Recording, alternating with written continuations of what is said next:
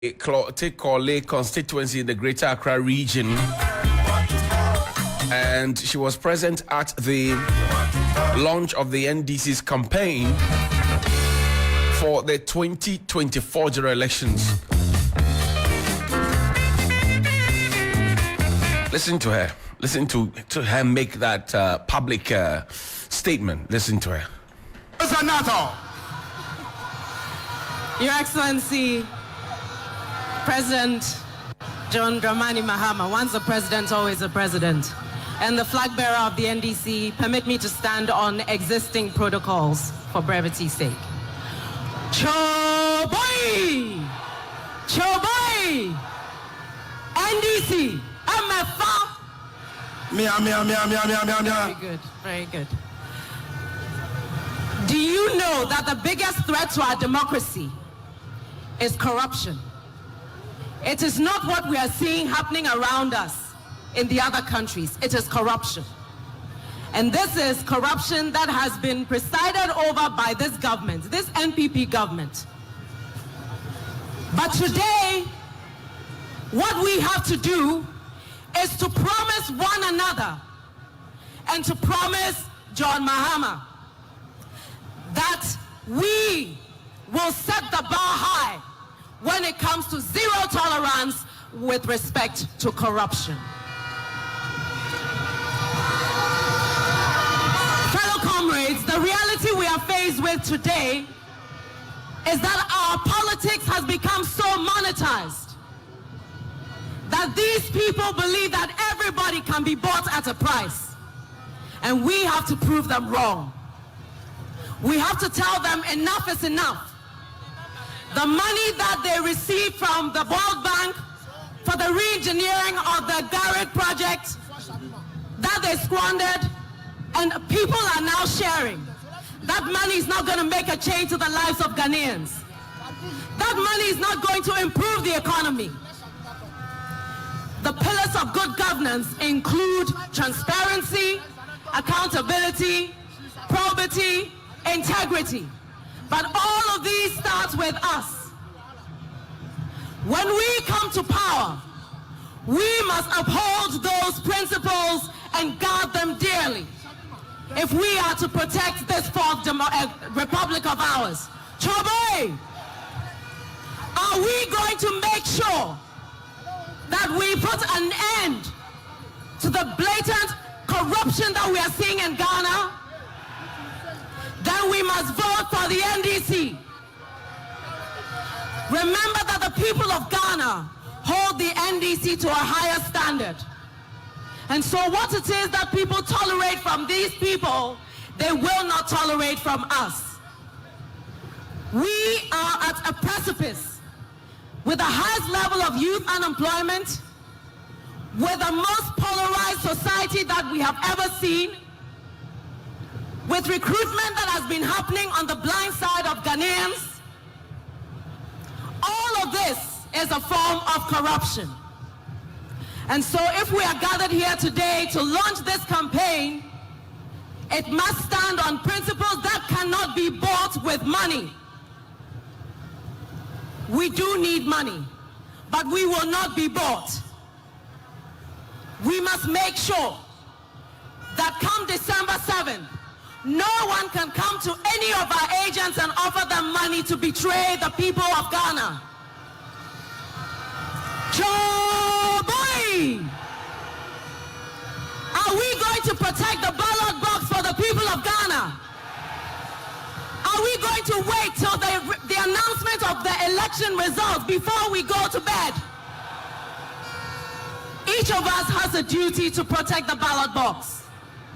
Each of us has a duty to preach the good word of the NDC. On his tour of Ghana, President Mahama has promised to deal with corruption, but he cannot do it alone. We must do it together. The fight against corruption is not a fight for one person. It is a fight that we must all take, which means that whether you are at the branch level, at the regional level, constituency level, national level, wherever you find yourself, whichever part of Ghana you find yourself, we must put an end to this waste of our resources, the squandering of our resources, the theft of our state lands, the nepotism that we are seeing. All of these are making very, very shaky the foundations that are holding this democracy together.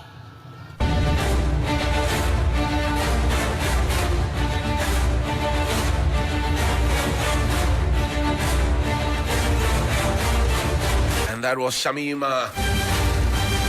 Oh, Zaneto. Perhaps Shamima's speech on Saturday was perhaps the most striking of all that, if you like, I heard from individuals aside what John Dramani Mahama said himself on Saturday.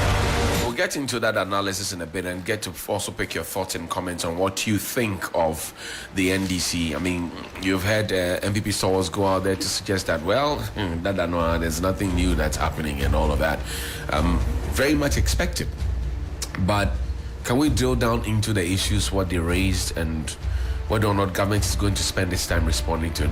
Mind you, in the last election, when the mention of corruption was made, and I remember that 44 paragraph, stuff from response from the Jubilee House in response to Martin Amidu's corruption risk assessment on the Japa deal, in which, he mentioned something.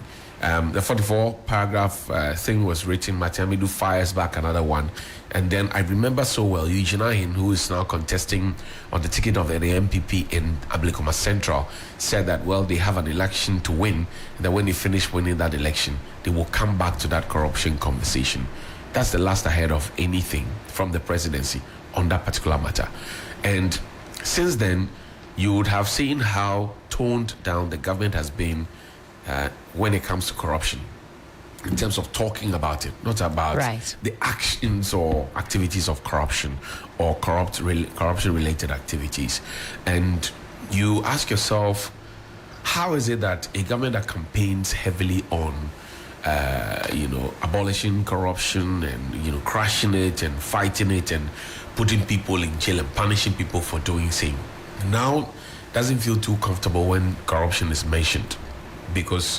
And you find that every one of the speakers out there on Saturday spoke about corruption.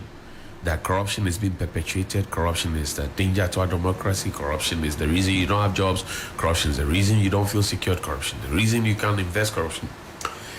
I wonder how that campaign for 2024 will be forged. And I'm eager waiting for the manifestos. But certainly, it now appears that the NDC is going to latch heavily on corruption. Will the MPP also latch heavily on corruption, or will they choose digitalization? What's it going to be, and what will be of utmost interest to the Ghanaian electorate? Will it be the conversation about corruption, or will it be about digitalization? So sweep corruption under the carpet, let's talk about digitalization. Or poo-poo digitalization, talk about your own form of digitalization, and then highlight corruption a lot more. I don't know what you think, but it's certainly going to be very interesting. Definitely, this issue of corruption and how the two major parties intend to tackle it is something that we're watching keenly, especially given the current climate. It appears that every other week or so, we're being rocked by one scandal or another. I mean, I don't even know where to start off with. In recent times, we're talking about ambulance spare parts purchase. We're talking about very serious and very damning evidence. The president's daughter involved in ambulance. Yes. challenge. And when you drill down some of the issues, in fact, the Auditor General's reports had so much to say about this particular company offering this service. You think about SML. The SML saga also came with its own issues. Talk of even this morning on Johnny's Bite, the Ghana Meteorological Agency thing that I did. Yeah. I mean, you saw how much we had spent, 2.3 million, in excess of that. Ghana cedis, 2.3 million Ghana cedis. In the old, it will be what? In billions, right? The old currency will be in billions. That's right. That's how much we lost to either all sorts of corruption. I mean, you're buying a laptop at 51,000 cedis. you are presenting a fake VAT certificate to cover it. At the time when you were buying the laptop, the company that was even selling the laptop to you was not qualified to sell the laptop to you per procurement laws. You are spending 51,000 outside the budget and the procurement arrangement of the agency. And then you bypass the procurement wing of the agency, who would have referred the matter to the Public Procurement Authority. And then you go and buy the laptop. I mean, what kind of haste is that? And with as you mentioned, procurement, we've seen a lot of those issues. So we've spoken about the special spare parts issue, Right. SML, talk Right. of Madame Cecilia Dapa and the issues concerning the $1 million theft, Yep. National Cathedral and its litany of problems. So by and large, talk about SkyTrain, we lost some $2 million to that. By and large, this issue of corruption has become very topical because of the number of scandals that we have been, shall I say, scandalized with. And that is why the people of Ghana want to know, how do we curb this? Because now it has become so evident that a big reason why we're not able to carry out the projects, carry out whatever work we need to do, spend whatever money, is because that money is just being washed away by corruption. Can you imagine how, I mean, this is just one agency under a whole ministry of communication and digitalization, right? Losing 2.3 million cedis in 2023 alone. Can you imagine how much more had been lost in the previous years? And how much we're even incurring now Yeah. in 2024? Yeah. Then now you go to the other agencies under the same ministry. Then you move to another ministry, another ministry, another ministry. I mean, it's going to be a big headache for anybody to start even thinking about, because we're a country that says we are perpetually in need of money. That's right. We are perpetually going out there to borrow cap in hand. We are consistently asking for people to give us money. And when the monies are given to us, this is how we manage the monies. Anybody in their right senses will ask questions. Absolutely. So when you ask questions and the impression is created as though, oh, as for you, you don't know your left from your right, it's painful. Very, very painful. I mean, the suggestion alone that, oh, yeah, Charlie, this guy, he's asking the questions because there's something involved for him, you know, there's something in it for him, he's going to get something out of it. It doesn't make sense. That's that nature of this partisan politics that we are practicing here. As soon as you ask a question of party A, party B thinks, oh, you are sympathetic, you are supporting them. If you do the reverse, I mean, nobody wants to speak frankly, speak nationalistically. I don't understand it. And you know, for me, the key point here is that, and I'll ask that question again, I asked that question in the morning earlier. Will the Ghanaian electorate vote based on the manifesto? Because again, if the parties have not presented their manifestos as we speak, right? What are the parties going to? Are they going to consider the slogans, or how huge? For example, the Supreme newspaper also tell us which party had the biggest crowd. Will somebody decide that, okay, the biggest crowd is what wins the election, or will somebody say that, okay, the party has the nicest designed T-shirts, or you know? People make all manner of considerations to decide who gets to lead. And I remember so well what Dr. Mensa Otabil said. He said, God will not come and rule for us. The leaders that we elect will be the ones who will lead us.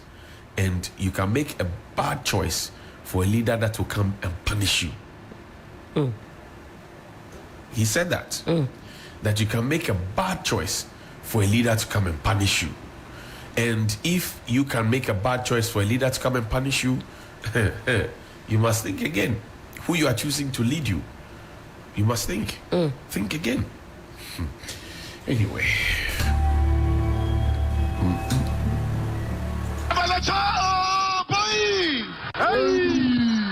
On my way to Tamale, I was told this was going to be the most electrifying place in the whole of Africa.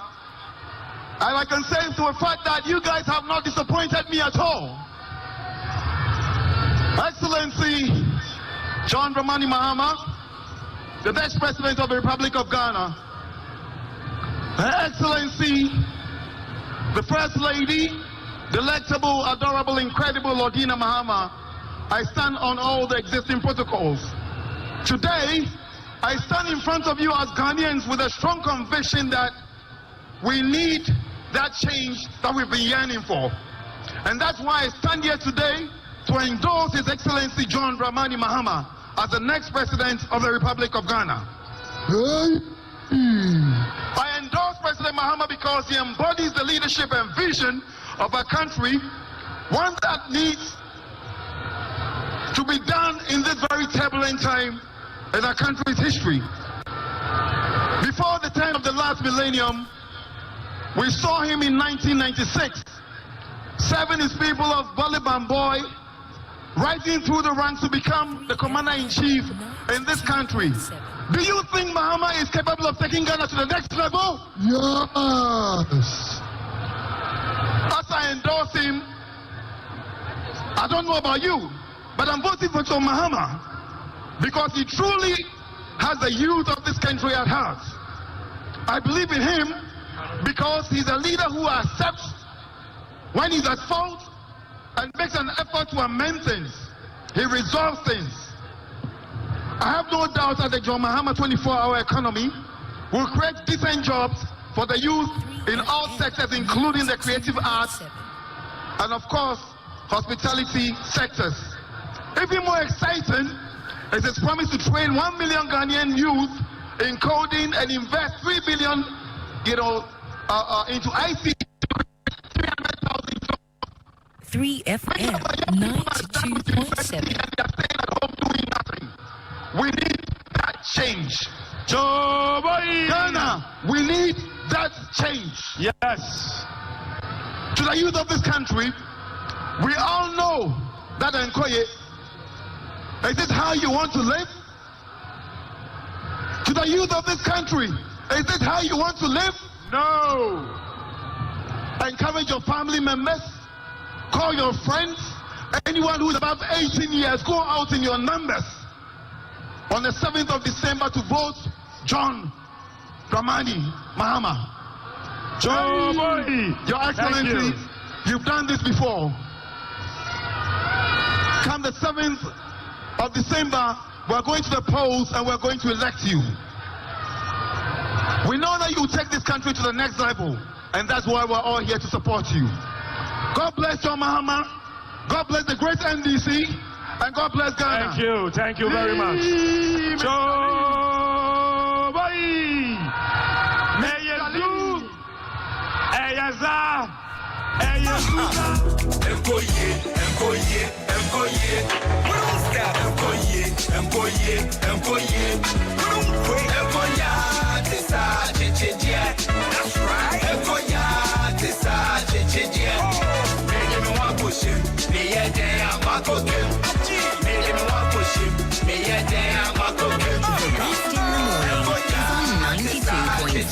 Sunrise on 3FM.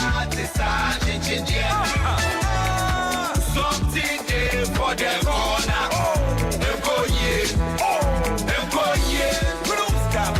Something there for the under.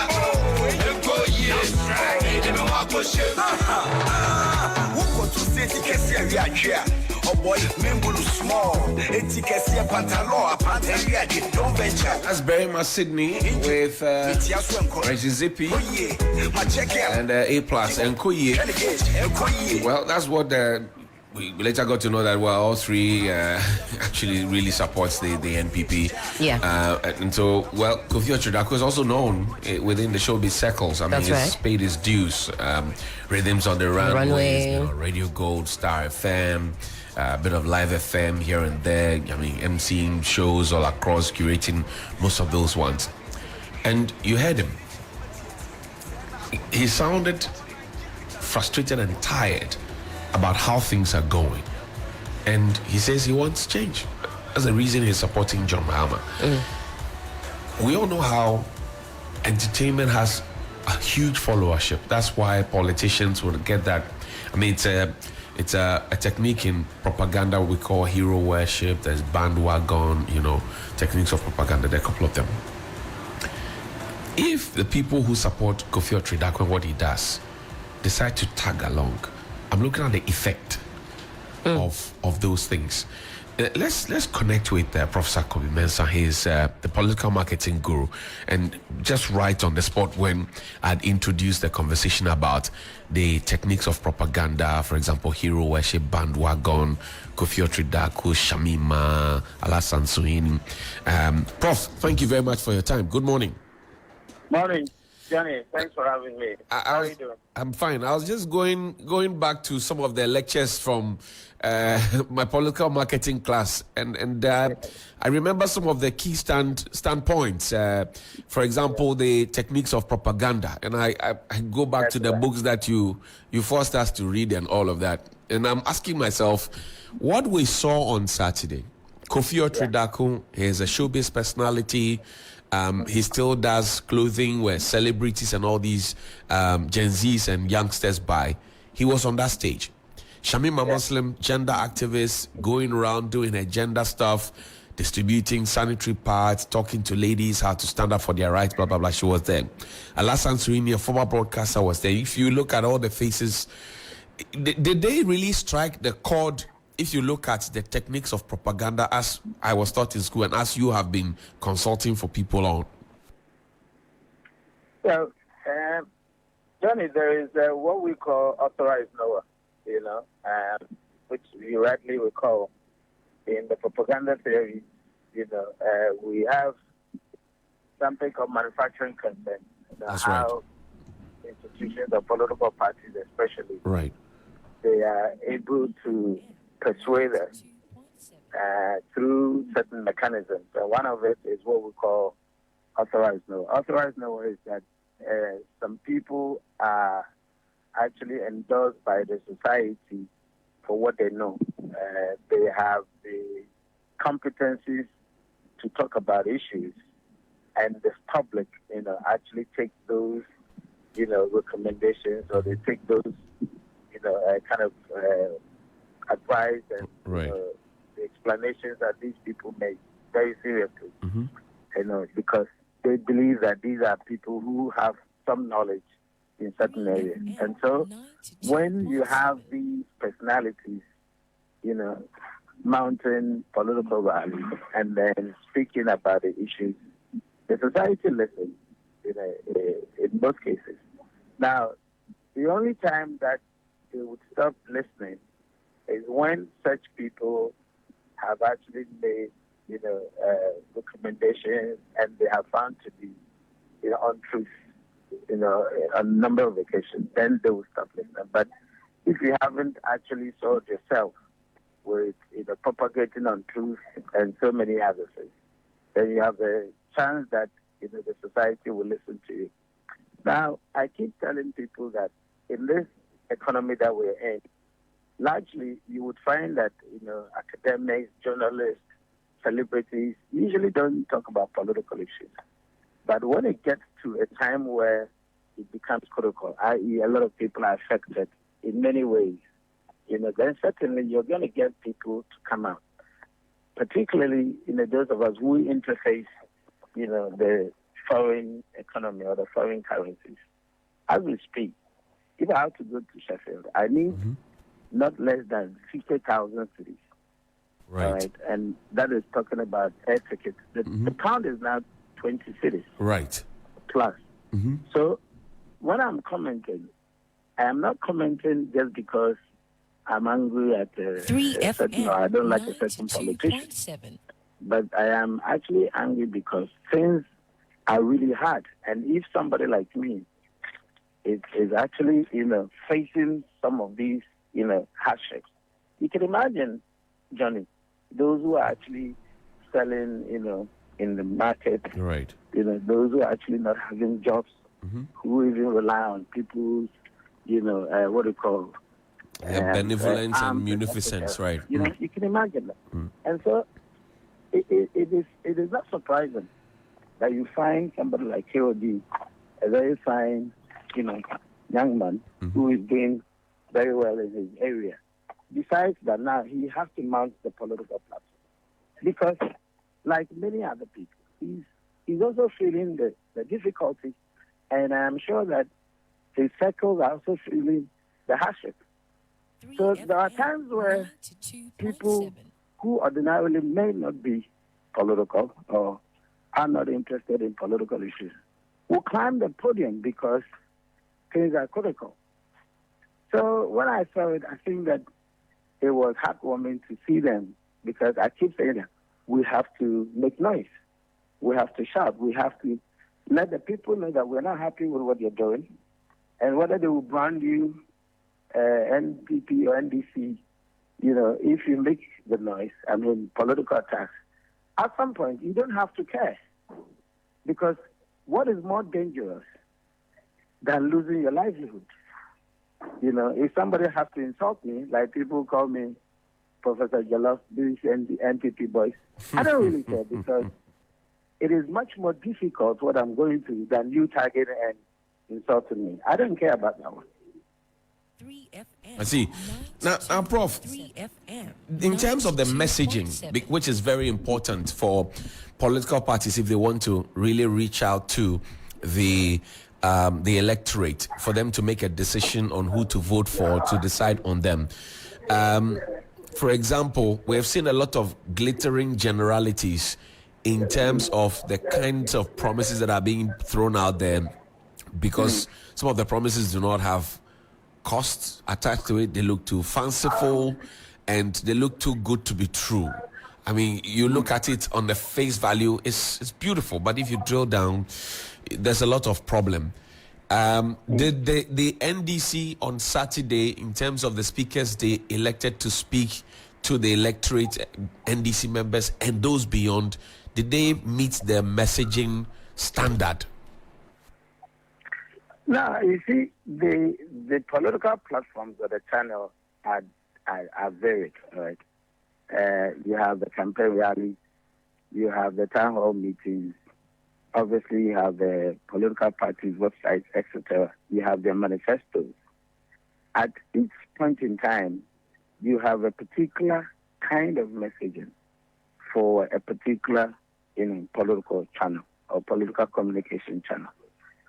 Campaign rallies, you don't go with your full fledged of programs. It's always, most of the time, the headline issue. That's what you talk about. And believing that you can, rally the people around you around the broader issues that you're discussing.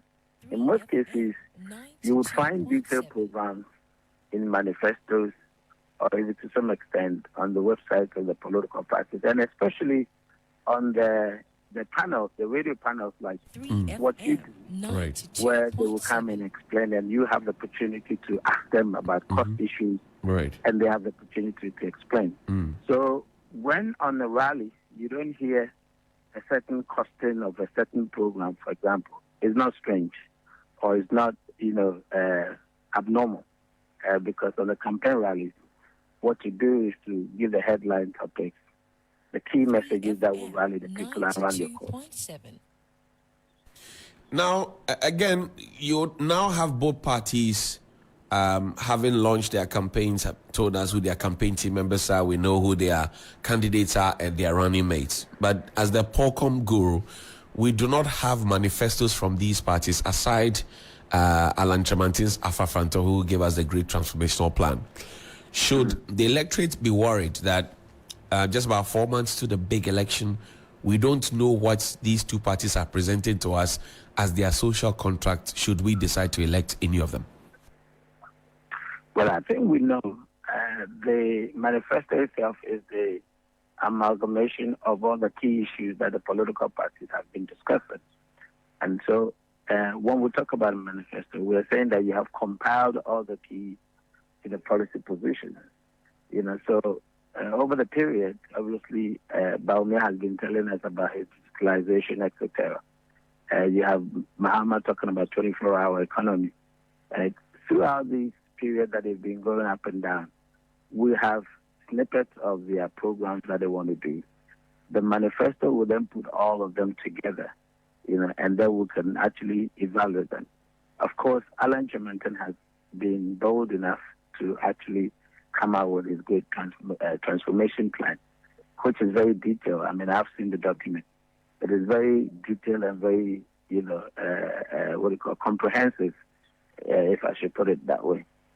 So, but then, if you look at the tradition, these two political parties, the NPP and the they trade accusations of copying, and somebody will say that I had mine and somebody had copied. So strategically, they try to space out, the political programming towards the election. So if you realize, after selection of the candidate, you go to the selection of the running mate, then you go to the campaign committees, setting up manifesto committees. All those activities are spaced out towards the election period, and they are all campaign activities. So sometimes when you cobble them together, which we can call it either front loading, if you front load all of them, you might lose the steam, because then there's nothing exciting that people are looking forward. Right. So you space it in a manner that you could, at every point in time, refresh. It's almost like you're retooling the campaign so that the excitement would not die down too quickly, because you need to rally the base.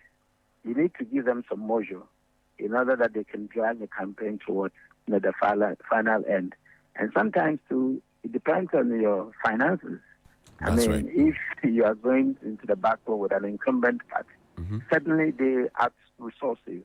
And so you want to space out your programs in a manner that you would not lose gas, getting to the final end. So it is not strange that you wouldn't find that you find these two political parties not immediately coming out with their manifestos, because they are shadowing each other, because they want to strategically see where they can, arouse their support bases, and then would lead them to the final end. But surely, usually when you look at the trend, I think the norm has been 3 months, 2 to 3 months to the election. That's when you see proper, campaigning, kind of erupting. Right. That's where you have the launches of the manifestos, the crisscrossing of the country. So we're still in July. We're getting to August. So the heated campaign period itself, where you see the launches, etc., aren't here yet. I mean, usually it's between September, October, thereabouts. Now, this October, September, October thing that we have practiced over time, has it helped in terms of people grabbing the manifestos, reading them, dissecting them, asking the right questions, and making a decision based on the manifestos and not how nice somebody's T-shirt looks like, or how handsome or beautiful a candidate is, or how large their crowd was when they had their event or maybe manifesto launch or so? Are people able to, within that short period, really grill into the manifesto to say, this is what I want? No, you see, the campaign has stakeholders. Obviously the support bases are not the kind of people who go to manifesto to grill the political parties. I mean, we always say that the campaign is for the hoi polloi. When we talk about hoi polloi, we're talking about people who are jumping around and all that. They will always ask for the T-shirts. They will always be looking forward to who has the best campaign songs, etc. So that you cannot take away from, a campaign in any country. If you go to the US, if you go to the UK, it's there. It's a feature of the the political system. Now, the most critical segment or constituent that really would interrogate policy or would interrogate manifestos. You are talking about, obviously, yourselves, the media. They critically scrutinize manifesto and, on behalf of the citizenry, question the political parties about the relevancies and then the comprehensiveness of these manifestos. And then the business community, they would want to know, what are you going to do to help the economy? What are the factors, social factors that could impact on their output, etc. Of course, the international community, that is the diplomatic, the multinational, the multilateral parties, the development, partners, etc. They would also want to know. You have the third party assembly, which is the civil society. They would want to scrutinize the manifesto.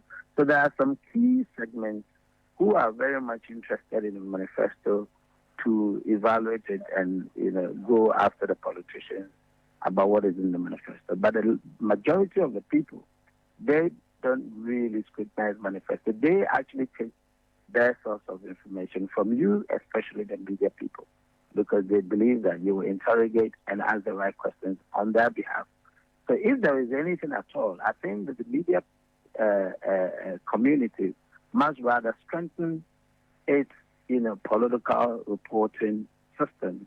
By now, you're asking, maybe from the quarters, or you're collating, from the political parties, some of the key issues they already have been talking about, because we have been, hearing some things. I mean, Baumia just talked about, what he calls the credit system.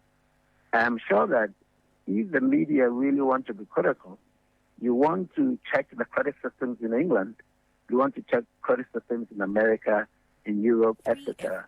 Even in Kenya, I was asking some of my colleagues in Kenya about credit system in Kenya. Right. And it's ridiculous, the kind of things that Baumia is actually saying, on online. I mean, with what we had. Because you don't let it seem as if it is just picking the phone from a counter and paying 1 cedi or a little bit that he talked about. In Kenya, for a phone of, let's say, $500 or even $300, which is about 40,000 Kenyan shillings, if I'm not mistaken, you're actually paying a down payment of 50% and then paying 27,000 shillings, weekly. So if you have to mount a stage and to say that you can pick a phone and pay 1 cedi, I'm afraid you are deceiving the people. You are watering down a certain magnitude of issues. And then when you come to if you come to the presidency, if you will, typical of politicians, you're going to say, oh, that's not what I meant. Just like what they said about 2 million per constituency. When they took the power, they now said that we didn't mean that every constituency would get 2 million. It's deception. So for me, the media should rather interrogate even before the manifesto is launched, because they've been telling us what is in the manifesto, what you call rally by rally. They keep saying these things. They definitely are in the manifesto. So you should start interrogating these things by looking at comparative situation elsewhere, and then asking them, why is our case different from Kenya? If Kenyans will pay 50% before you take the phone, and then you're going to pay 27,000 shillings, even in an economy which is better than Ghana, how could you be telling Ghanaians that you can pay 2 cedis bit and bit? That is untruth. That is lies. So you guys should start interrogating some of these things and going after them. We don't have to wait until the manifesto is launched, because there are quite a lot of things in the manifesto that the politicians have been talking about. So I think that the normative 3 months is not too short, because, obviously key stakeholders have to engage. I mean, you don't build a manifesto overnight.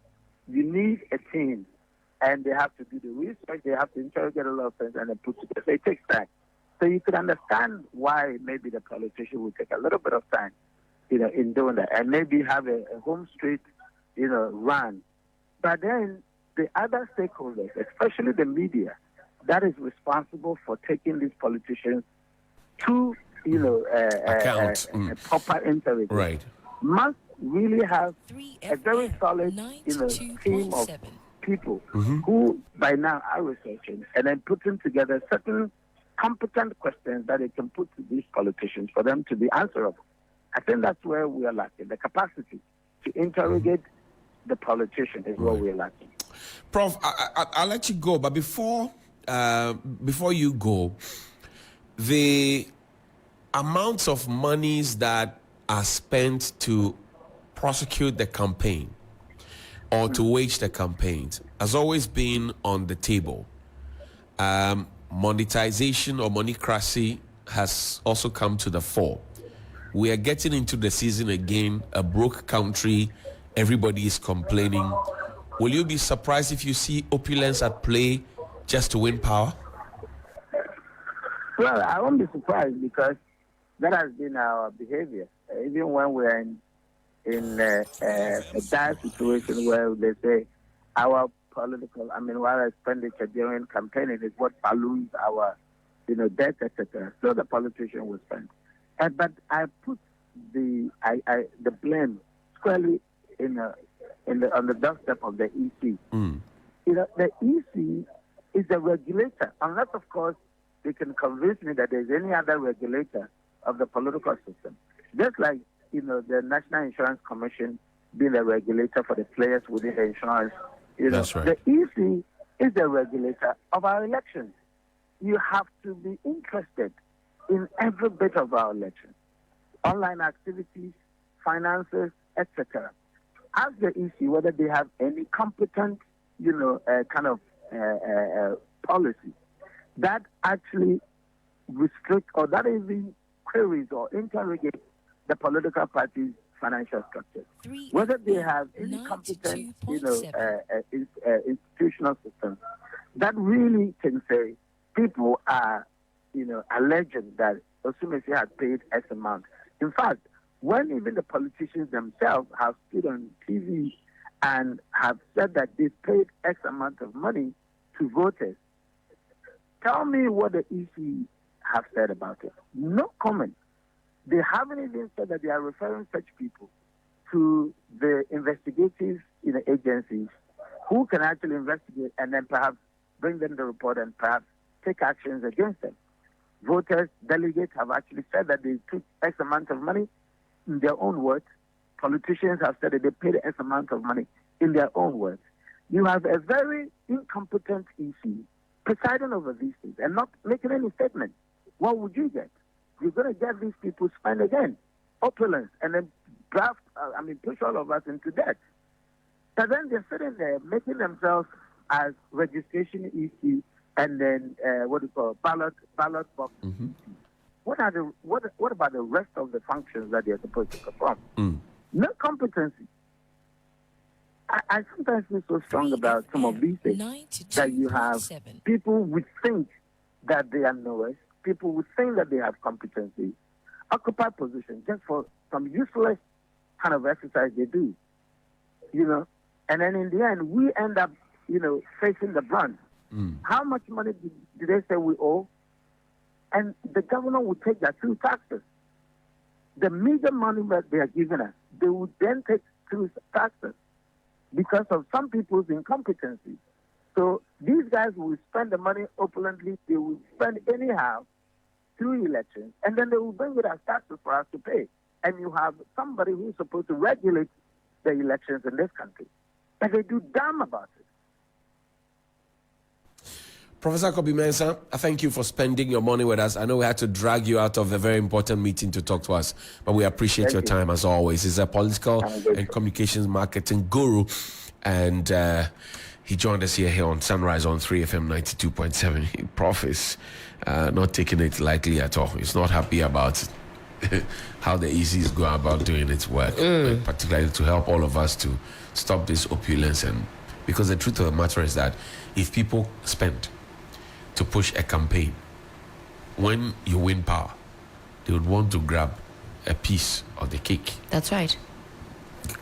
I mean, it's only no contribution, no chop. Of course. But also we talked about manifestos and the timing and whether or not we'll have enough time to peruse the documents so that we can analyze and then, of course, make informed decisions. But dare I say that the manifesto, whilst it's a big part of decision making for anybody going to the polls, it's not the only thing that Ghanaians will be looking at or should be looking at. There are a myriad of other things that will come to the fore, especially track record. You talk about scorecard day in and day out. You'll be looking at the scorecard. You juxtapose the scorecard. What you said, what you did, exactly, what you have done, what you couldn't do, and then we'll measure it because it makes you much more trustworthy. Exactly. It makes the people know that, oh, okay, at least this man can do this for me at this time. Exactly. So it's a good point you raised. Also, leadership qualities. You'll be thinking about that as well. What are some of the qualities that you see in both or all of the Candidates, candidates all that of want them, to become president, policy implementation, how have they done it in times past? Temperament. Very, very important. Very, very important. Corruption and governance. What have we not said this morning? You'll be looking at, well, what happened in the past? What is going on now? Who has been, or at least been seen to be more in charge or has a hold on their subordinates, on their people, who has been able to bring or call them to order? Public debates and interviews. There are some people who may never see what's in your manifesto, but they'll see you how you go about your campaign, and in interviews that's how you respond. That's a tricky one because the last public debate that Nana Addo Dankwa Akufo-Addo had was in 2012. That's right. He said he made a lot of bold statements. Dr. Bawumia is promising bold solutions. In 2016, when John Mahama asked for a debate, Dr. Bawumia is on record to say, look, I won't debate you, things are so bad. Go and debate go to the market women, and go all and of debate that. the carpenters, the hairdressers. Now, fast forward in 2020, that debate didn't happen, of course. And maybe that was the NPP stand. The NDC, I'm not sure, also had made a public pronouncement that they don't want a debate or not. Now, there's going to be an election this year. That's right. Dr. Bawumia, who refused to debate then, is now the one asking for a debate. And some say, look, it should be the person in opposition challenging you to a debate, not you in power, talking like an opposition leader, challenging the one in opposition to a debate. That's one leg of the thing. Now, supporters of John Mahama say, look, there's no need to go and debate. Let's use your same marking scheme from 2016, where times were not as tough as this, where your flag bearer at the time complained about the price of a ball of kenke, which was 1 CD, says it was too expensive. That's right. Let's bring, when I come out, bring it down today. It's 5 CDs, some 7 CDs at some point. The dollar to CD, we know what it is now. It was less than 5 CDs, around 3 CDs, something about 4 CDs, if you will. Yeah. Now it's 15 CDs going on to 16. That's right. Fuel, a liter of fuel. How much was it then? How much is it now? You can talk about transportation. You can talk about rent, accommodation. You can talk about food. You can talk about cost of doing business. You can talk about school fees. You can talk about everything. And everything has gone up. Some 500%. Correct. Some 1,000%. Some 600%. Some 400%. Some 200. Some 100. Some just a little. If now I used to buy a crate of egg in 2016 for about 17 CDs, maybe under 20 CDs. And I'm buying it for about 80 CDs and 90 CDs and 75 CDs. Should I not be telling you to go and debate those people rather than coming to debate me? This is why I want to see the debate, because clearly there's some strategy behind what Dr. Bawumia is doing in calling for the debate. I don't know what that strategy is. Well, but you see, in the past, unless he comes to tell us that, in the past, and you see, we must be able to hold politicians to account. Definitely. That in the past, Nana Addo, for example, said that because things are this bad, and I want to come and change for you, the people who were handling the things then should have come now to tell you that, we are sorry. We want to go away and think about ourselves. But no, the people want to stay because of the money under the table. That was when we had all the things I've mentioned. That's right. Dollar rate, that. Now we are in an era after 7 years, almost 8 years, where things have gone from bad to worse, to the point where you have a former Chief Justice of the Republic who served under you, right? Now granting public interviews and picketing to complain and chastise you and question how you have done things, and that you could have done them in a better way if you were a better manager. Yeah. You have had other senior citizens like former boss of SEC who served under you, lawyer, chartered accountant, a man of multiple qualifications, asking same questions. And you can talk about many of those things. You have had key party stalwarts in your party, the Arthur Kennedys, the Makubans, asking the same question. In the past, you didn't have people in that category asking those questions and doing so publicly. Chastising even publicly even, as like, well. I mean, just saying, oh, go and sit down. You don't know anything. Professor Ransford Jampo was on key points. And he says the government doesn't know anything, but they pretend to know everything.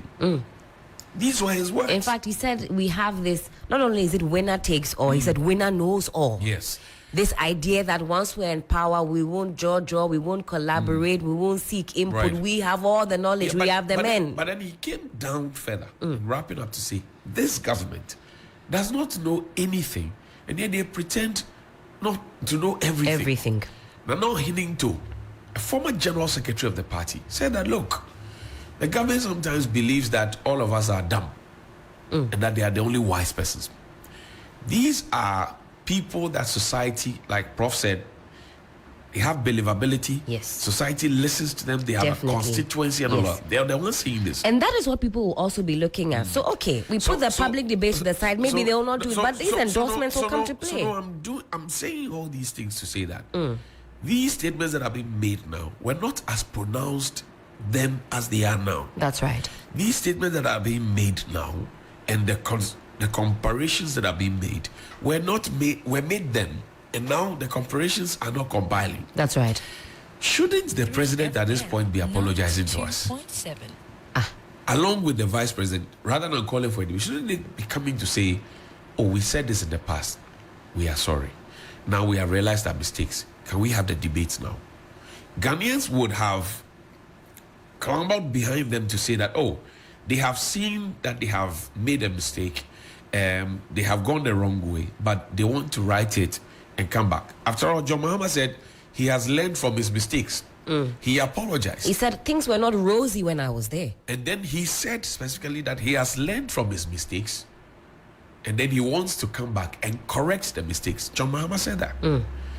Nanado and Dr. Baumia, they have not apologized for all the things that they have done. All you hear is where we find ourselves. And then you ask yourself, where we find ourselves, who took us there? And I always use this analogy. I give you ingredients to prepare jollof rice for me. That's right. You prepare the jollof rice, it doesn't taste nice. It is burnt. You blame everything else. The saucepan is not good.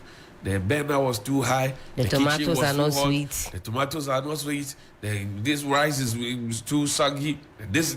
But you who put the ingredients together and supervise the cooking, you have done no wrong, and you will not apologize. What kind of thinking is that? And then rather you say, okay, I will not apologize. I've cooked the jollof for you. But if you think that you are a better jollof cook, let's organize a jollof competition, which will be the debate, and let's cook jollof again. What kind of thinking is that? The one you criticized in the past, when you cook the jollof, and people even ate the jollof at the time you joined to eat the jollof, and you said, oh, the jollof, I say, is nice, it's not nice, right? And all these big people I've mentioned from MPP, they were not as hard on the John Mahama then as they are now. They ate the jollof, they said, oh, the jollof, I'll take it like that, it's okay. They passed on and moved on. He has even come back to say, oh, if you say the jollof then that I cooked for you, say, I'm sorry, I will cook you a better jollof because I've gone back to a chef to learn how to prepare jollof. You have cooked jollof banku. You are not apologizing for the jollof banku. Now you are calling for a jollof cooking competition. Who are you? I think we need to start breaking things down in this way. Absolutely. For the public to appreciate that this is where we have found ourselves. This is the mess. The whole chat. You heard Prof. He even a professor of the university. A marketing consultant. People call him to do extra things. He gets money. His family lives outside. He said, if he has to travel to his family just to see his family, his wife and his children, he needs more than 50,000 cedis to buy the ticket. Johnny, don't even open a wound for me because I'm in that boat. I cannot afford travel. to see my family. Now, he can't do that. He can't see his family. Worst off, the things that he used to afford as a professor, because a professor, we get to a place of prof. He can't afford them.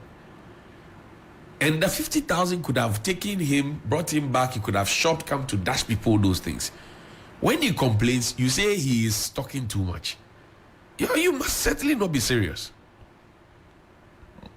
17 minutes after 9 on Sunrise on 3FM 92.7. Mustafa Gbandi is a deputy general secretary of the NDC. Mustafa, thank you for your time. Thank you for having me, Chief. Why did you choose Tamale of all places to have your campaign launch on Saturday? Thank you very much, and good evening to our respected listeners. 3FM. You all are aware 2.7. that Northern Region proper, as it used to consist of the 5 Northern regions today, is one of the lifelines of the NDC. Post 2008, 2012, 2016, we've had some issues bordering on voter apathy and the commitment of our people. And so as a serious party, it's important that we did post-mortem of our situation, appreciate same, and show desire to have it corrected. And so we realized that we needed to go back home and to pick our pieces together. And that is the only way we can encourage other people to vote us into power. We started this post-2020, went back to the north and worked, really worked, engaging communities to communities. So we succeeded in retaining almost all the assembly seats that we lost in the northern region. There is assembly election that just passed. If you ask the MPP, they are aware. But Mustafa, your party says that assembly seats are not supposed to be political. And in fact, in the Constitution, Article 55.3, but they are supported by party people. It's not supposed to be on partisan. Yeah, it's not partisan because they didn't campaign on. When you say partisan, the definition of partisan, I understand, is when the candidates are filmed by political parties. But even in Ghana, just for the records, my brother, just for the records, assemblymanship is not based on partisan like NDC, MPP, CPP, I agree representation, with you. right? So when you say you want the seats, you want all the seats that you lost. Yes, we want them back. Yes, we want them back and more. We want them back and more. And so we decided that we again would go to revive the euphoria, revive the spirit. And 2 days ago, I saw 2008 NDC in the northern region. I saw the new love, rekindling of the spirit of the NDC in Tamale 2 days ago. And for me, I think that it just began the liberation of this country from the annals of corruption, from an old man who is selfish, who is greedy, who is able to have manufactured a document in the name of family heritage called Ajapadia. Look, prosperity will never forgive President Akufo-Addo for how unkind he has been to himself and his generation by just coming to power to ensure that you find cronies and like-minded people to rip this nation of what it deserves.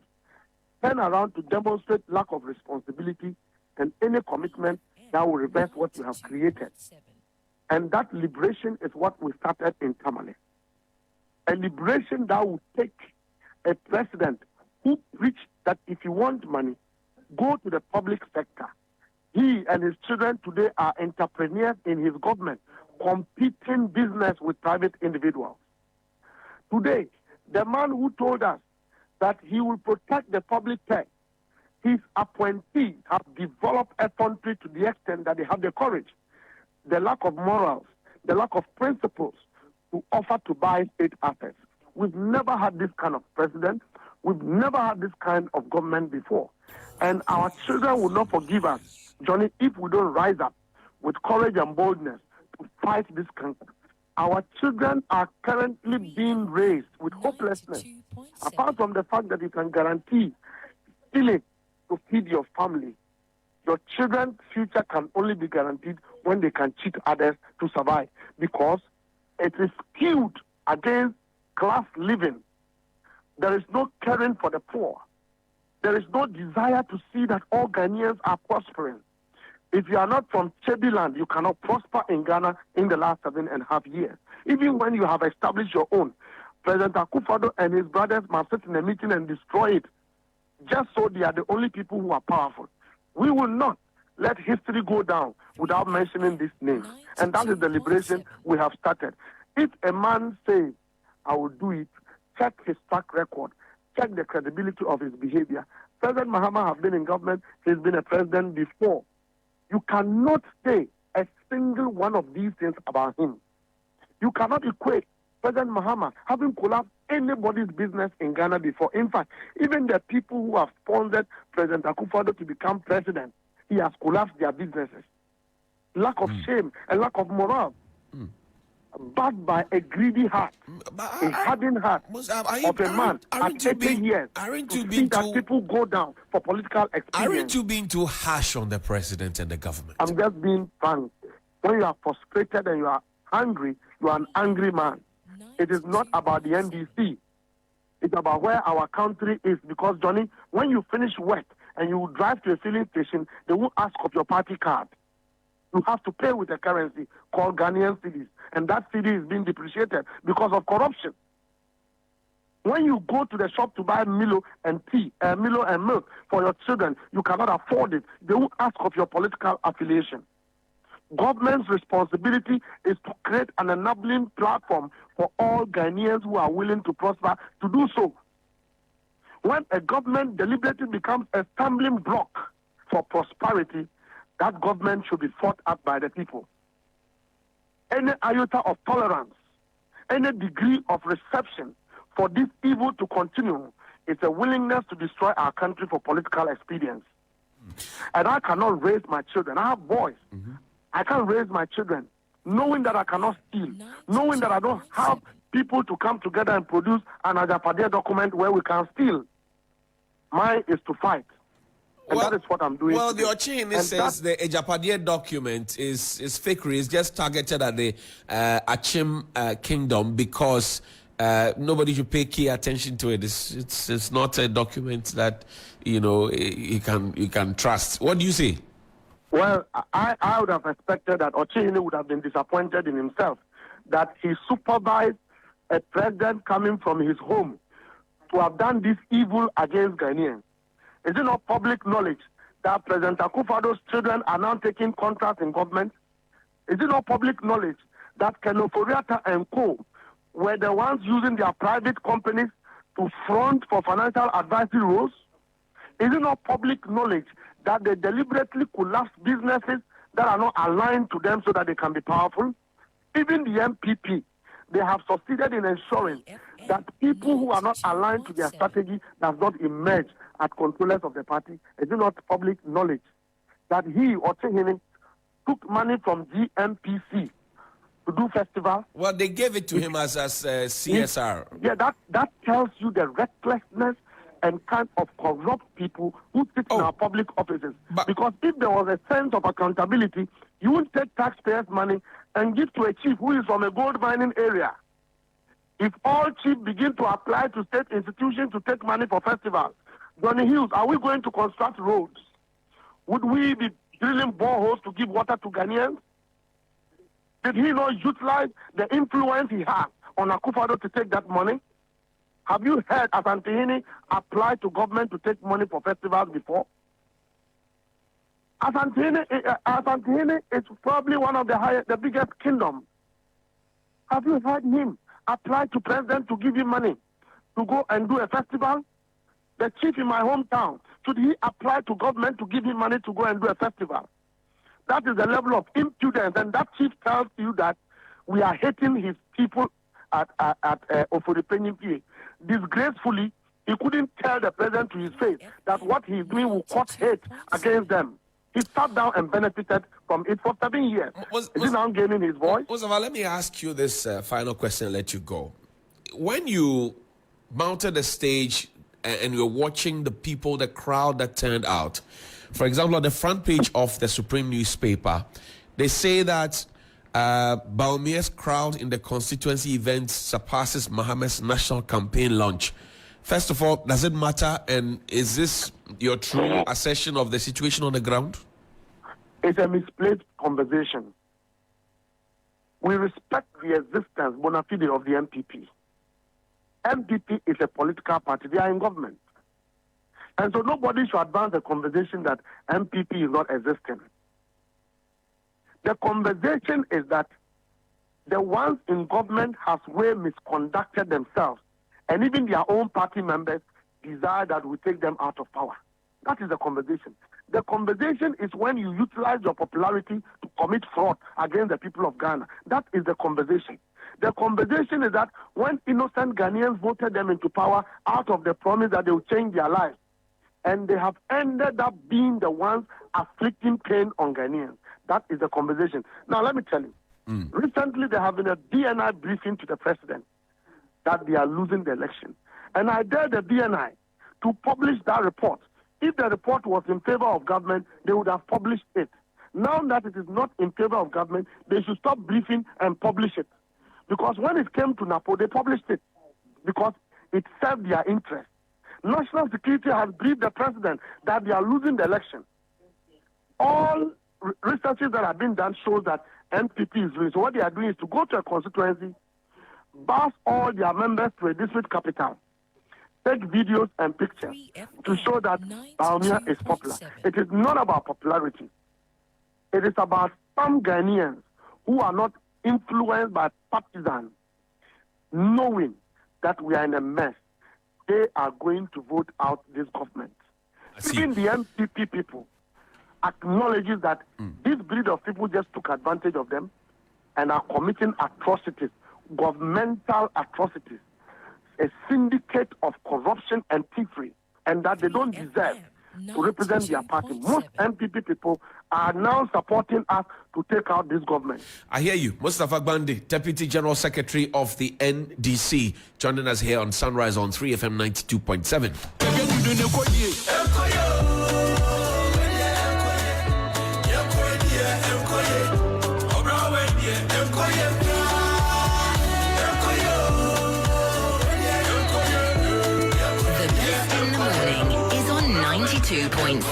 That's what the Deputy General Secretary of the NDC, Mustafa Gbandi, thinks. Let's switch to the other phone line. 29 minutes after 9 on Sunrise. My name is Johnny Hughes, here with Helen Apiampofo, and speak with Kofi Okyere Darko. He's the curator for the Rhythms on the Runway annual event. He's also a showbiz impresario. He's organized many events. Broadcaster, respected within the field. Last Saturday we saw him on the stage, and many folks have been asking the questions: when did KOD decide to wear the red, black, green, and white? Kofi, good morning. Thank you for your time. Good morning, Johnny. Good morning, Johnny. How are you doing? I'm greater than Accra. I know, right? Kofi, why were you in that lovely smoke in Tamale? We know you as a broadcaster. What were you doing on the campaign platform? Johnny, we've been here since the inception of the 1992 Constitution.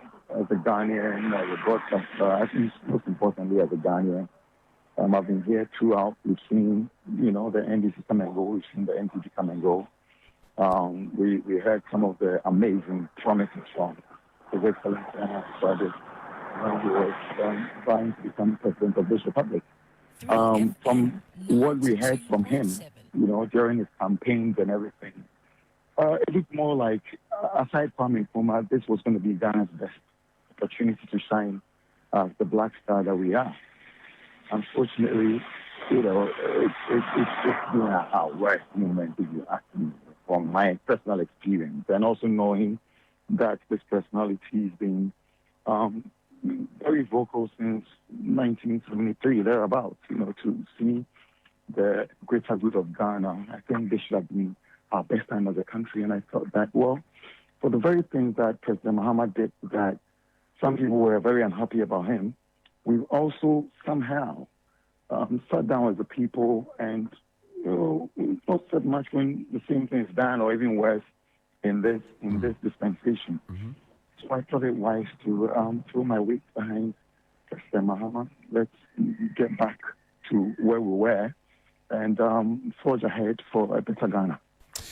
We remember in the past how known faces on the front burner of the arts, they call it creative art for change. They met Nana Addo Dankwa Akufo-Addo They were solidly behind her. Some still are, but they are not as vocal as they were in the past.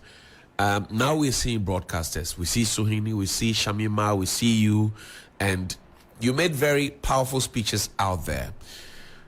Should the youth who have been supporting you and all those ardent supporters of your craft and the things that you sow and the businesses that you do and the consultancies that you run, should they now come and tag along with you because KOD, their idol, has joined the political party that is promising to change the way things are being done? Let's do a flashback of things. I think that some people have forgotten the fact that even though I worked with the Radio Gold, which is closely aligned to the NDC, there's no doubt about that. Right. In 2007, 2008, I was part of the team that was known as the Lead in Ghana, that launched President Nana Akufo-Addo's campaign. And I chose to be part of that because of what I had. You know, they called me, told me about what his plans were, how he wanted to advance this country, and what have you. It took a while for Ghanaians to give him that opportunity. Eventually, he had that opportunity to take over the reins of this country. And I believe, like I said, that this should have been our best moment, that we've failed to take Ghana to the next level. But to those young people who look up to someone like me, what I'd have to tell them is that, you know, look at your life as a young person. Look at the number of young people living in this country who are unemployed. It's unprecedented. You know, and we're looking at someone who has plans for the youth in terms of ICT, in terms of the job creation, when everything goes well, by God's grace, after the 7th of December. So for me, this is a party, the personality, the candidates that I've decided to endorse. And if you're a young person and you're out there and you're looking at that opportunity to have a better life, I think you should do this. I mean, someone who has experience as a leader, we know that before, from 1996, he led his people of Bole Bamboy. He's evolved over time to become the CEO of this country at some point. And in terms of experience, John Mahama has it. You know, if he's actually going to take us to the next level from where we were before, I think that for young people, they should definitely throw their weight behind this. For me, one of the most exciting things is the fact that he wants to train about 1 million Ghanaian young people in the area of coding and also invest $3 billion into ICT and create 300,000 jobs. I mean, if you're out there at this time and you're not employed, you're done with university and you're looking for that opportunity, I think that you should throw your weight behind the NDC. Kofi Okyere Darko is loved. People say nice things about you. I can imagine that since you decided that you're going to join the NDC, be on the political platform, you would have received your own version of social media slant and people attacking you, asking you, Kofi, I'm disappointed in you and all of that. Maybe not. Tell us, what has been your story? Oh, it's been the same thing. You know, some friends of mine from the other side, you know, sending messages, oh, you didn't have to do this, you know. I think that it comes with a time and place in your life.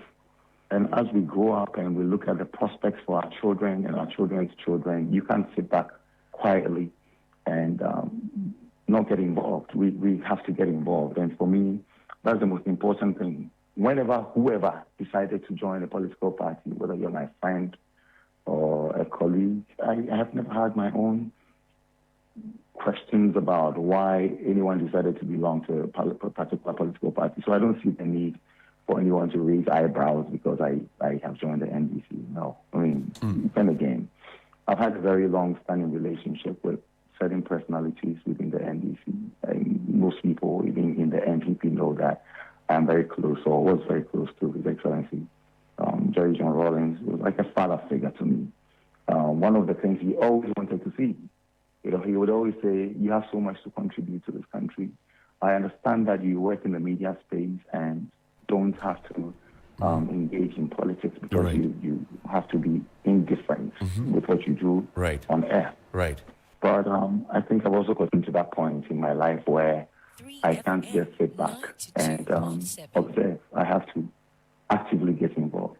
Hence my decision to be where I am now. We have seen in the past when people join, politics from the media, they quit media. Only a few have remained in media and have continued to advocate for their political parties and their ideologies. We've seen the James Ejanim Boatins, we've seen the Alassane Suhinis, we've seen the Shamima Muslims, we've seen all of them. Okeode quit media for politics completely because that's the new face of your life? Well, I mean, Johnny, I'm sure you've observed, in the last few years since COVID, when I took a walk from EIB, I've not been actively involved in what happens in the media space. Right. It's more of, business and every now doing something, as a creative. Once you're a media personality, it's part of you, so you probably die. Look at our good old uncle, Tommy Annan Forsen at his age, he still gets on radio and does what he loves to do. It's always going to be part of us. At some point, we'd want to do it. But if you're invited or called to higher office to serve, why not? There's nothing wrong with that. Is Kofi Okyere Darko worried, or maybe your family and your employees? You employ quite a number of people. Are they worried that, because of the way we conduct our politics around this side of the world, people would say, "Oh, or you NDC nti entonataribium, I've always, I sat down and did a critical analysis of my life, where I am, my business, and everything before deciding to make this move. Let me tell you something, Johnny. Between the NDC and NPP, if you ask me, let's say the total population of Ghana is 10 or 10,000. Right. I believe the NPP is like 40,000, and the NDC is 40,000. Right. We have those in between. That's right. That's right. The floating voters. So if you have half of the people endorsing what you do, in actual fact, if I have half of the population of the NDC, just the population of the NDC, supporting what I do as a business, I don't think I'm failing. And I can tell you for a fact, because I'm sure you've seen some of the things we've put out there. From the T-shirts and the paraphernalia. Yeah, they are all sellouts. Yeah, they are all sellouts. So for me, it's not a big deal. And why would I not wear an apparel made by someone who is NPP? I think it's so backward. We've come to that age of a time where we should be gone past these things as a people. You decide to take a different route to the same destination. I decide to take a different route to the same destination. Essentially, what we both want to do is to project and help develop our country. That's the most important thing. That is the most important thing. You've chosen a different route, I've chosen a totally different one as well. The most important thing is getting to that final destination. So there should be no bickering because Kofi has decided to join the NDC. Whoever decided to join the NPP, I never had a problem with them. I never caused any sign of mine to say, "Oh, Kwame, why have you decided to join the NPP? Or why have you decided to join the NDC?" No. I think anyone who has a challenge with his brother joining any particular party has no respect for their decision. Right. I have no respect for them at all. It's early days yet. Your party just announced the campaign team yet to launch its manifesto. It's very hopeful of winning or wresting power from the NPP. If the Ghanaian electorate decide to vote for you and the flag bearer decides to call you into a conclave to say, "Kofi, what can you do to help my government?" Because you are on record to have criticized the current government for failing to fulfill its promises. Says, "Kofi, what can you do to help me fulfill my promises, because I don't want to feel like the people we complain about"? What would you want to do in that government? What His Excellency told me the other day was that, Kofi, we're going to do this together. It's not just going to be me as President John Mahama. We're going to do this. The entire country is going to support for us to take Ghana to the next level. For me as a person, it's not where I stand right now. It's not what I'd be called upon to do at the time. The interest now is to make sure that the NDC wins. That's the most important thing to me, where we find ourselves right now. For me, that's the most important thing. And do you think it will be an easy road to walk? Oh, obviously, it won't be easy to wrestle power from an incumbent government. I mean, when they're going out to campaign, their fuel, everything is paid for by the people of the Republic of Ghana. It's not the same if the NDC is going out. I mean, the party would have to fuel even cars to get into the various destinations. We go out there to campaign, and people are coming from different places on their own. If you have the power of incumbency, you can decide to bus people to any destination for a rally. So we know for a fact that it's not going to be an easy nut to crack. By God's grace, we're going to do our best. You can tell from around. I mean, when you speak to people, everyone says that it's that time for Ghana to get back to where we were before and to take the country to the next level. So we're just going to play our role as people who are very passionate about the good of this country, and by God's grace, we'll get there. Is Kofi finding his feet very well? Because this would be ordinarily a different, a different space. I know that, yes, you're a communications consultant, broadcaster, fashionista, curator here and there, event manager, but this is a completely different platform altogether. Totally. Yeah, are you finding your feet? Now, the truth is, everyone knows this is not my area of work. It's something that I have not been actively involved, even though I've paid attention to these things right from my childhood. Let me do a flashback. My mother was a founding member of the 31st December Women's Movement. My house was not too far from the State House, actually right behind the State House, when our fathers worked together in the prison service, and my father was deputy director of prison. In those days when we had the National Tribunal at the now Parliament House, my mom had a bar at the State House. These guys would come around, have conversations about politics and what have you. My uncle P.V. Obin was in government.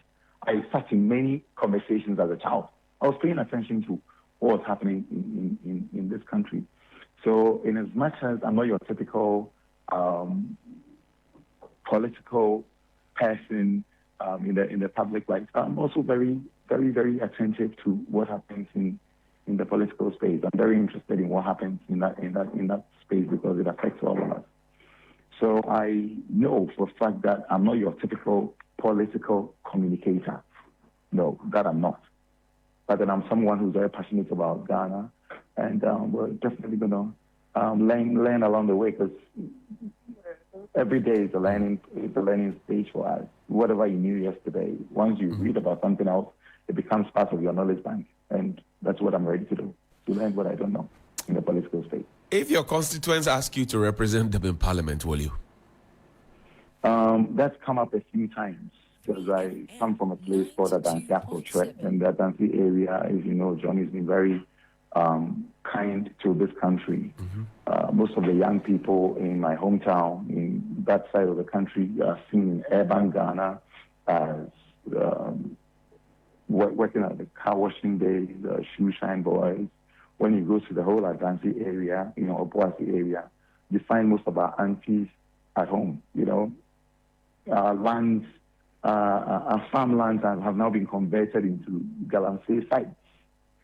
And these people need someone, obviously, to lead them. I've had a few calls from my people to come back home, but I don't think it's that time. I mean, for now, I still have a lot to learn in the political space. It's not a great time for me to be part of representing them. We'll get there.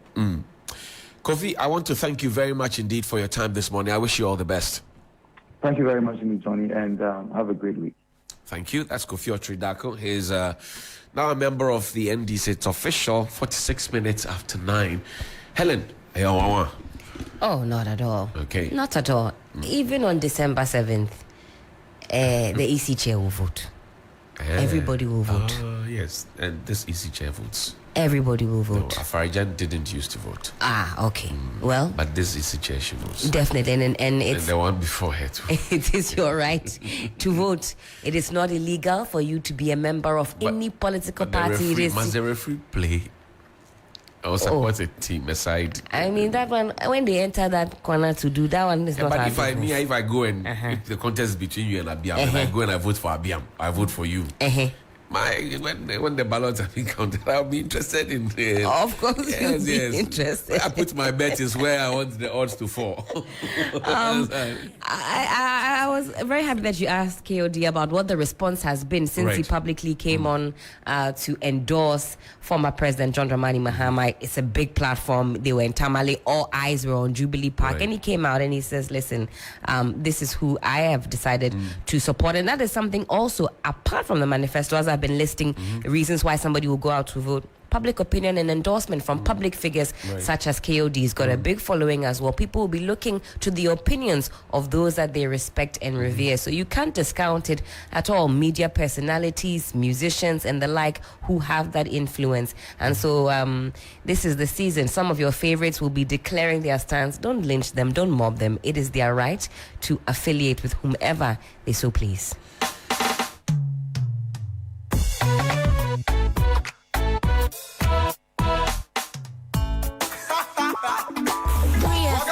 92.7 Urban Lifestyle Radio Station. I be the wala we dey do though. Okay, oh yeah now, look to go. Let's go.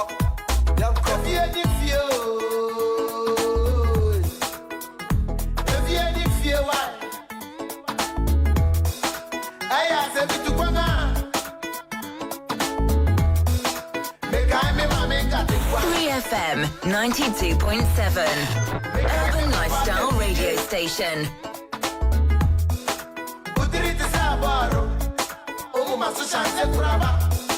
What you got to say to me? Minyano Masandro Fibia. Magana Bravo. And are you wondering why I'm playing this song? If you. I'm trying to follow the lyrics even. That's Prior, right? KOD has worked with Prior before, right? Nescafe African Revelation. The big guy. Prior singing Ifye Nifye.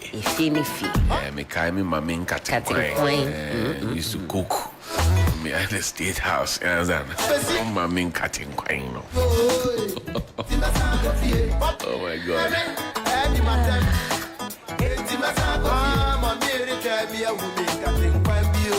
Do you like Nkatin Kwang, by the way? It's my favorite Nkatin Kwang. So why do you people call it peanut butter soup?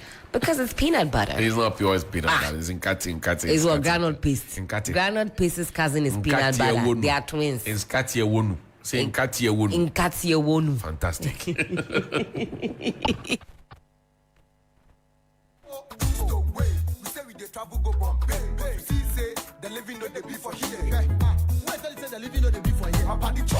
Oba Sandy. From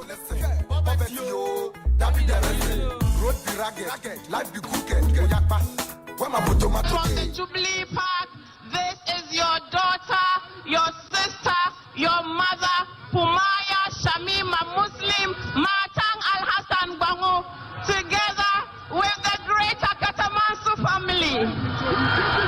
I am so honored at the welcome that you have given to me, the people of Tamale and the entire northern regions. I am your proud daughter. Thank you. Until recently, many of you knew me as the host of Eyewitness News and Metro Television. And so I know that when you saw me on TV speaking for the great NDC, some of you were surprised. But I was surprised at your surprise. Because knowing me, you know that I have a passion for accountability and justice. This is why I am today speaking for the NDC. You see,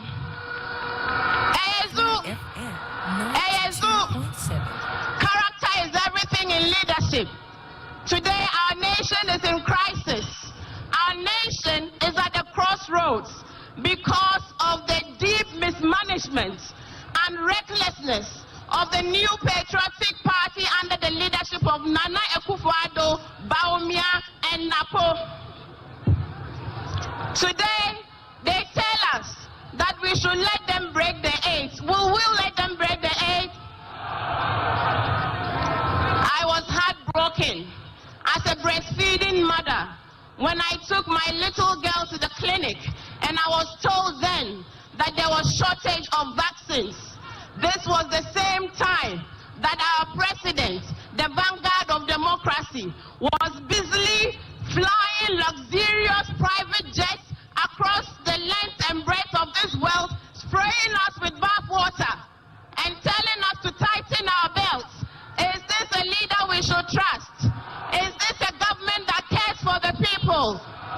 Don't think so. I felt sad and I even cried when I learned later on that 17 helpless Ghanaians lost their lives. They died because the renal unit at the Kolebu Teaching Hospital had been closed down because of government's indebtedness to it. At the same time, over $2 million had been allocated to the office of the presidency. Exactly what are they doing in that office?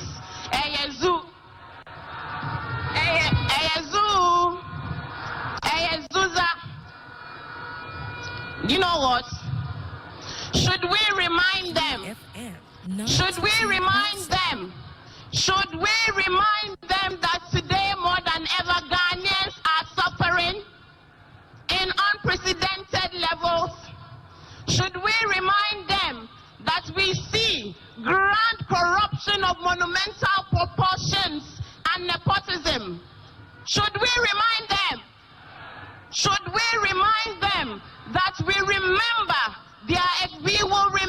their extreme arrogance of office and power come December 7? Should we remind them? Turn to your neighbor. At this point, I said, turn to your neighbor and say, hey, NPP. Hey, NPP. Saman Noli. Say, NPP. Yeah, yella, yella, oh. Say, NPP. Obey Subain. To remain silent, fellow comrades, fair-minded Ghanaians, is not an option. To remain silent at the time where our nation is being demolished is not an option. To be neutral today is not an option. It's not what? It is time for the CSOs, the faith-based organizations, the media, especially my media colleagues. We have experienced the NPP in opposition. We have experienced the NPP in power. We have experienced the NDC in opposition. We have experienced the NDC in power. We know their true colors. We know the people who have character. We know the people who have humanity. We know the people who have feelings for the people. We know them. And we know that it Why do you allow cough, cold, and flu to ruin your happiness? You need Samalin cough syrup. Samalin cough syrup will relieve you and your family from coughs, cold, and flu. Samalin offers a whole range that provides relief for the entire family. Insist on your Samalin in pharmacies and over-the-counter medicine sellers. Samalin cough syrup from Danex iTin Starwin PLC. If symptoms persist after 48 hours, consult a physician. This advert is FDA approved. The luckiest. Star 712 hash. Luck is everywhere. For everyone, yeah. Here's to the friends who dialed star 712 hash and found no regrets. To the investors who struck gold. To the health workers who diagnosed luck with precision. To the tough guy who couldn't hold back his tears. To the passionate fan who couldn't contain his joy. To the seamstress who turned her hard-earned stitches into a bundle of happiness. And now, here's to you. Your next big win is right here. Luck is everywhere. For everyone, yeah. Dial star 712 hash. Now join in the luckiest winning celebration. Every 1st July 2024. Over dial star 712 hash. Now I can swap to tickets as a group, individual, and now even as a community. Now when Nisika Kessie, prizes are Kessie in the community draw or go for the grand draw on the 30th of November 2024. Unlock your luck with star 712 hash. Now join in the winning streak now. The luckiest. Star 712 hash. Luck is everywhere. For everyone, yeah. The luckiest. As Shyman, Afienya, and Matahe enhancing societies and impacting charities.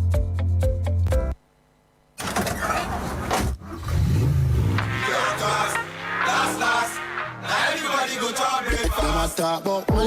Them never reach like that. Hey, ready to make your drive home epic? It's the 3FM Drive with the one and only Giovanni Killen right here on 3FM 92.7. Weekdays, 3 p.m. to 7 p.m. We're transforming your commute into a top-tier experience. Need a pick-me-up? Our music belt is pure energy, pure vibes. Stay ahead with the Drive Sports, bringing you the latest scores and highlights. Curious about the stars? We've got all the hottest trends, celebrity profile interviews, plus DJ faculty has got you.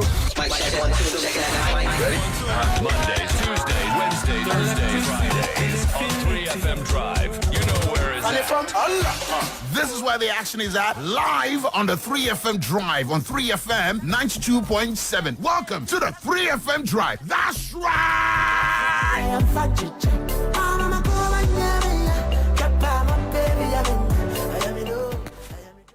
The best in the morning is on 92.7. Sunrise on 3FM. Don't think so. I felt sad and I even cried when I learned later on that 17 helpless Ghanaians lost their lives. They died because the renal unit at the Kolebu Teaching Hospital had been closed down because of government indebtedness to it. At the same time, over $2 million had been allocated to the office of the presidency. Exactly what are they doing in that office?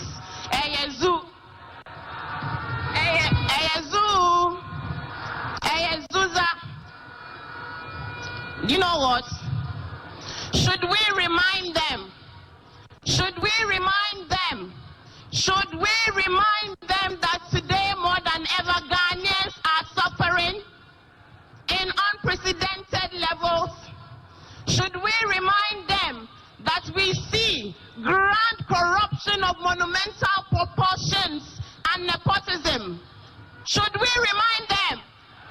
Should we remind them that we will remember their extreme arrogance of office and power come December 7? Should we remind them? Turn to your neighbor.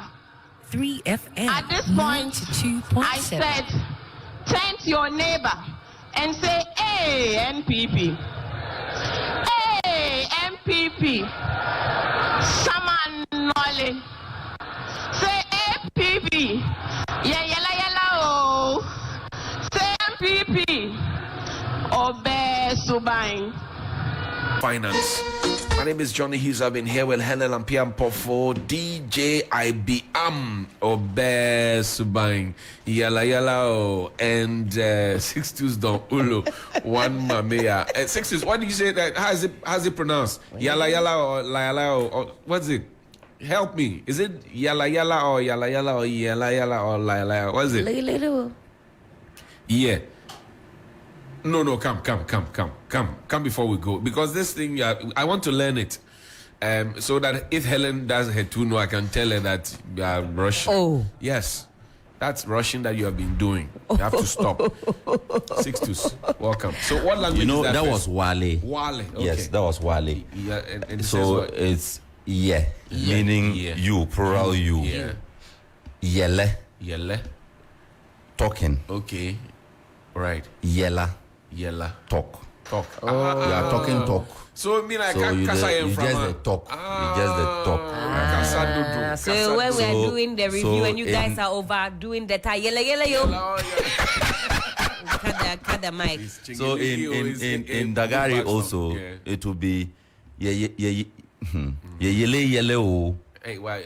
Did you so plant yam somewhere that we don't know about? Of course, we feed you with yam. I hear you because yele is It's now. because our yam is not growing. That's why you are buying 1 tube of yam for 55 Ghana in Accra. Don't remind me of my. I like this one. Tomorrow I'll be using it to moderate the time. Yeah, you start. Yellow. Yes, so be prepared for it. Then we will say Helen Obe. Spine.